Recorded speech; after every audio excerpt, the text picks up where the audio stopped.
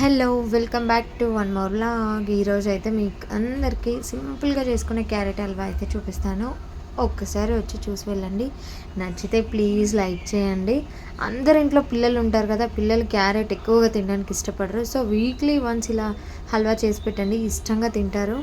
So ముందుగా అయితే కడాయి పెట్టుకొని కొద్దిగా నెయ్యి వేసుకొని, నెయ్యిలో మనం డ్రై ఫ్రూట్స్ అయితే వేసుకుంటాం కదా, నా దగ్గర ఉన్నవి నేను వేసుకున్నాను. బాదం, జీడిపప్పు అండ్ కొద్దిగా లాస్ట్గా కిస్మిస్ యాడ్ చేసుకున్నాను. వీటిని దూరగా వేయించుకోండి.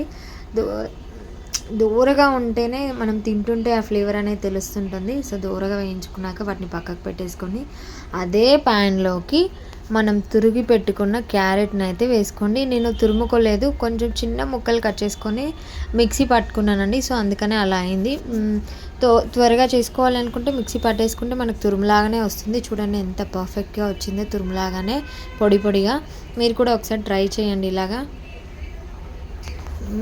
నెయ్యి వేసాం కాబట్టి చూడండి, గిన్నె అడుగు అంటకుండా కలుపుకోవాలి ఇలా. ఎందుకంటే స్టీల్ కడాయి కదా, తొందరగా అడుగు పట్టేసుకుంటుంది.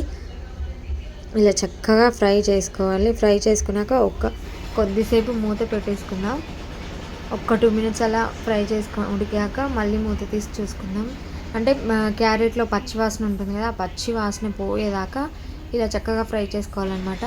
చూడండి అడుగు అంటుతుంది. సో మనకు స్మెల్ కూడా, పచ్చి వాసన అనేది పోయింది. ఆల్మోస్ట్ దగ్గరకు వచ్చేసినట్టే క్యారెట్ ఉడకడం. ఇలా కలుపుతూనే ఉండాలి. అంటే కలపకుండా కుక్ చేసుకోవచ్చు, కాకపోతే గిన్నె కంటుకొని మాడిపోతుంది. సో అందుకని ఊరికే ఇలా కలిపేసుకుంటూనే ఉండాలి.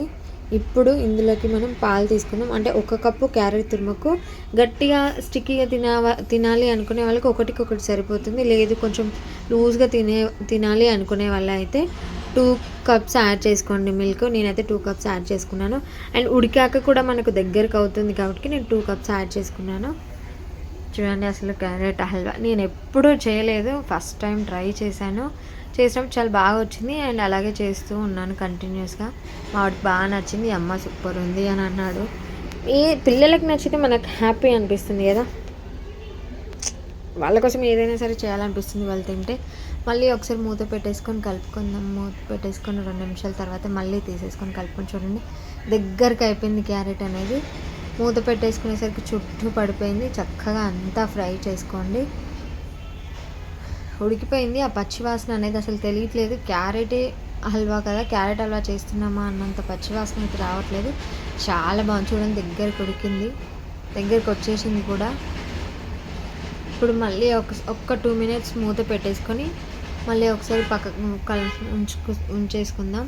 సో మళ్ళీ ఒకసారి మూత తీసుకొని కలిపేసుకుందాం. చూడండి అప్పుడేమో మొత్తం గిన్నె కంటుకుంది కదా, ఇప్పుడు చూడండి అసలు గిన్నె క్లీనే లేదు, దగ్గరికి అయిపోయింది. పాలన్నీ పీల్చుకొని చుట్టుపక్కల డిస్టర్బెన్స్ వస్తుంది అనుకుంటా. So ignore for disturbance please అండి. నచ్చితే ఒక్క లైక్ ఇవ్వండి. మీరు ఇచ్చిన ఒక్క లైక్తోనే నేను ముందుకు వెళ్ళిపోతాను. నా ఛానల్ని కూడా సపోర్ట్ చేస్తూ ఉండండి. ప్లీజ్ సబ్స్క్రైబ్ చేసుకోండి. అండ్ ఇప్పుడైతే మనం 1 కప్పు క్యారెట్ తురుముకి 2 కప్పులు పాలు యాడ్ చేసుకున్నాం కదా, 3/4 కప్పు మాత్రమే షుగర్ యాడ్ చేసుకోండి. ఎందుకంటే కప్ యాడ్ చేసుకుంటే స్వీట్నెస్ అనేది ఎక్కువ అవుతుంది. సో 3/4 కప్పు వేసుకుంటే పర్ఫెక్ట్గా ఉంటుందండి. అండ్ ఇందులోకి ఇప్పుడు ఒక 2-3 టేబుల్ స్పూన్ మిల్క్ పౌడర్ కూడా యాడ్ చేసుకుందాం. మిల్క్ పౌడర్ వేయడం వల్ల కూడా స్వీట్నెస్ అనేది ఎక్కువ అవుతుంది. సో షుగర్ కొంచెం తగ్గించుకుంటే బెటర్ అని నా ఫీలింగ్. మరీ స్వీట్గా ఉంటే కూడా తినలేం కదా, అందుకని. సో ఇక్కడ మిల్క్ పౌడర్ అయితే యాడ్ చేసుకున్నాను. ఒక్కసారి మీరు క్యారెట్ హల్వా చేస్తే ఇలా మిల్క్ పౌడర్ యాడ్ చేసుకోండి, అసలు టేస్ట్ అయితే వేరే లెవెల్ అండి. సో ప్లీజ్ మీరు కూడా ఇంట్లో ట్రై చేయండి. ఖచ్చితంగా ట్రై చేసి ఎలా వచ్చిందో నాకు కూడా కామెంట్ సెక్షన్లో కామెంట్ చేయండి. అంతే, మన టేస్టీగా సింపుల్గా చేసుకునే క్యారెట్ హల్వా అయితే ready. Thank you for watching. Please subscribe.